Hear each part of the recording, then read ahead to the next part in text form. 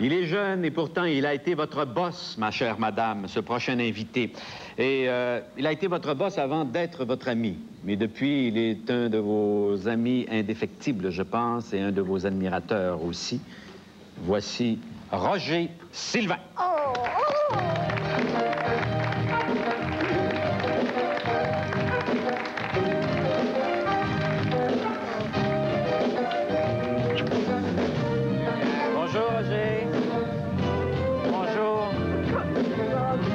Roger, rédacteur en chef d'Hebdo Vedette, comme la plupart le savent, en plus de faire 1001 métiers. Oui, et c'est très juste, il a été mon patron pendant 5 ans. Oui, oui. Et si je suis restée 5 ans, c'est probablement à cause de lui.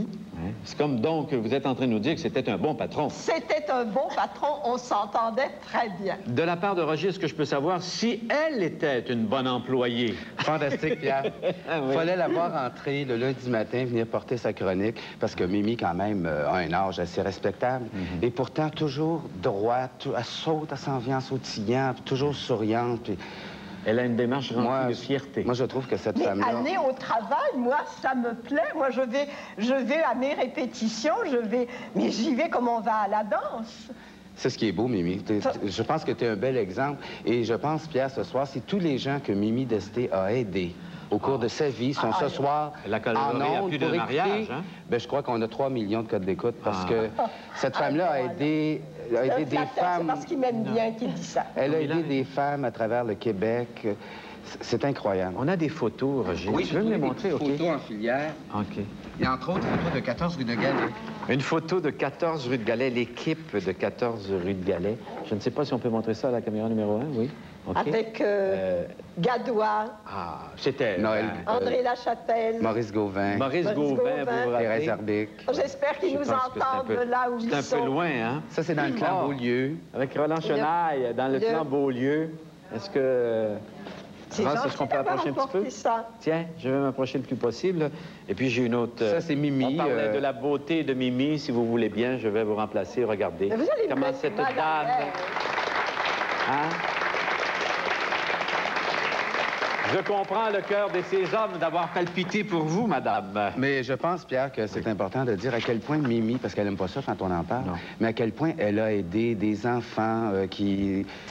à la Miséricorde, par exemple, c'est elle qui plaçait, elle trouvait des bonnes, des servantes à tous les gens du métier souvent, pour aider les filles mères qui venaient accoucher à Montréal. Oui. C'était normal que je m'occupe. C'était les plus démunis, c'était les plus faibles. C'était des filles qui arrivaient de la campagne sans argent et qui n'avaient d'autres ressources que d'aller à la Miséricorde à travailler, là, parce qu'on les faisait travailler à la Miséricorde, pour ne pas se le cacher. Alors... moi, je préférais les placer dans des maisons privées où elles touchaient un salaire. Elles gagnaient, je ne sais pas, 35-40 $ par mois, plutôt que de travailler pour rien à la Miséricorde.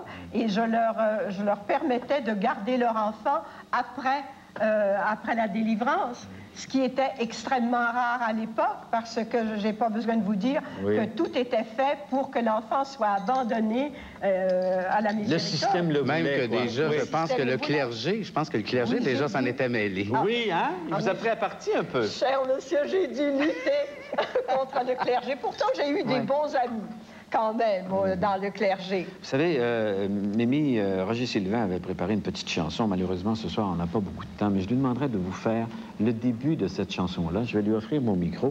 Et c'est une chanson qu'il avait préparée et qu'il voulait vous dédier à vous spécialement.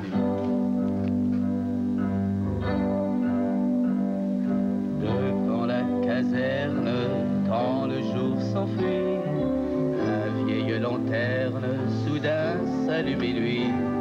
C'est dans ce coin-là que tous les soirs on s'attendait, rempli d'espoir, tous deux Lily Marley, tous deux Lily.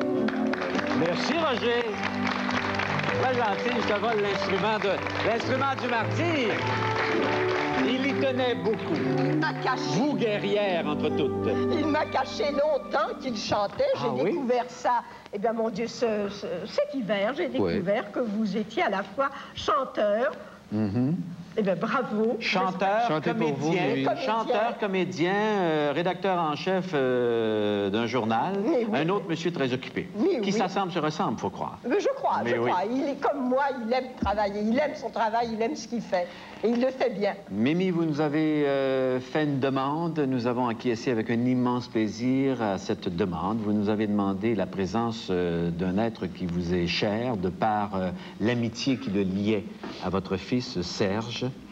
Il s'agit de Raymond Lévesque, qui ce soir va vous réciter « Quand les hommes vivront d'amour », en pensant évidemment à tout ce que vous avez fait socialement pour cette société que vous aimez, la société québécoise. Raymond Lévesque.